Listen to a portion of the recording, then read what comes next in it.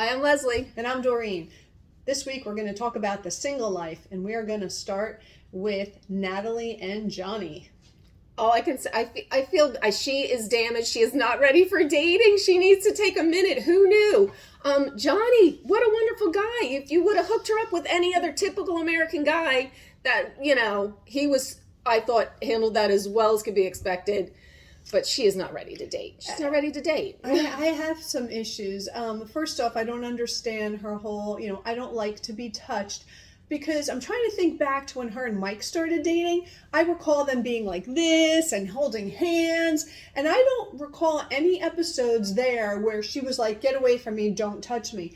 Secondly, did we miss something with Mike? Was there abuse in that relationship? I feel like we missed a lot of something. And yeah, I don't recall seeing any. And it's very bizarre to me, but it's like her whole energy, everything she puts out and how she dresses, how she acts, whatever, is just like, like this, I'm this sexual being, like whatever. And then it's like, oh, no, back up. I don't want to be touched right now, which I absolutely respect. It's just, I couldn't even put his arm, like he was just like doing this on the date and she was freaking. I could see how he would have been very confused and just kind of like, whoa, he couldn't get ready. He was just the poor guy. I don't know if I'm a fan of his. Like I said, I agree. She is damaged. I would like to find out. When they call abuse, right, everybody's have relationships where people piss you off or they hurt you.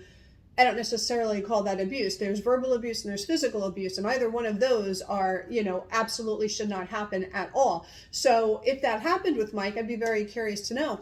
But, in Natalie's defense, when Johnny was like, come here, loosen up. And she was like, no. And he's like, come here. I'm all for her going, and she had already said that. Agreed. At that point, she had already kind of said, I don't like this, don't touch me. Respected that. I think he was just kind of like, oh, no girls are like that with me. She must be just like saying all that I have to say is, I'm glad it hurt. That's it. So that one started and ended. Done. Kaput. But now we go on to Jesse and Jennifer. And Jennifer is ready for Jesse to become a dad. I have so many concerns here. First, having kids myself, I think it's insane that she decides to introduce her mother and her daughter to Jesse on day 2 of them meeting. I don't care if they talked for a year. She needs time to get to know him, first off. And I just have to say, I cannot stand Jesse. Every word that comes out of his mouth is as if it's scripted and he's trying to act. He's way too fake. Fire and all. And I was like, I did not feel the fire. I don't know. I felt fake. This was so much excitement that I've never had before. And she was even kind of like, it's not laying on too thick. It's getting hard for me to even believe here. But the only thing I could say about the mom and the kid is that you only have so many opportunities to meet her. So in that one meeting, there for 2 weeks. I know. Well, so he's going to have to meet them in 2 weeks because he's going to go home. So at some point it makes sense. But to throw it so fast, oh, do you want to be a dad? Oh my gosh, give him a minute. And in their conversations over the phone before meeting, obviously he knew she had a daughter. Her daughter was, 4 years old, and that's part of the he knew all that. But let the relationship either go or not go before you bring kids into this situation. Yeah. I don't know. So who are we on to now? Stephanie squared. Stephanie and Stephanie.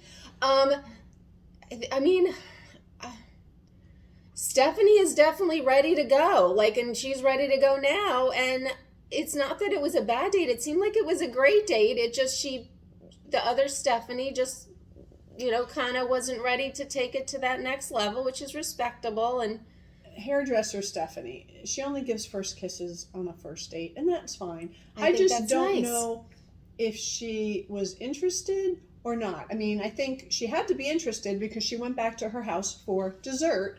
So you had to kind of know if somebody asked you back to their house for dessert, there's going to be some type of intimacy, whether it's a kiss or more, whatever. That's fine. I guess we're going to have to wait till next week to see if she just wants to take things slower and she's still interested or not. I think they will continue on, but boy, Stephanie number 1 is definitely in hot pursuit. Ooh. So, moving on, Sinjin swipes right. Looks like Sinjin is getting himself out on the dating apps. And, I think it's time. I mean, Yeah, I feel bad. I do think out of respect, no, he should see that she's still emotionally invested in him, have the respect to move out and not let her have to find out all about this stuff, which she knows is going to happen eventually. But yeah, respect her enough to move out and let it happen in its own time. I agree. I am hoping in the next episode that happens, because I just feel bad as well, because she wants it to work, but at the end of the day, you can't force somebody to have kids, who doesn't want them. And I think she's kind of got to work on that and get that through herself. And be thankful it's happening now, because it's always for the best before you have kids if it's not going to work. Last but not least. Oh, my favorite. My favorite. Anyway, Big Ed, little Ed. He's back out there with a realistic goal. He's meeting, I didn't know he was Hispanic, so that's interesting. But gonna go for someone from his own culture, like his mom, and he met Coyote.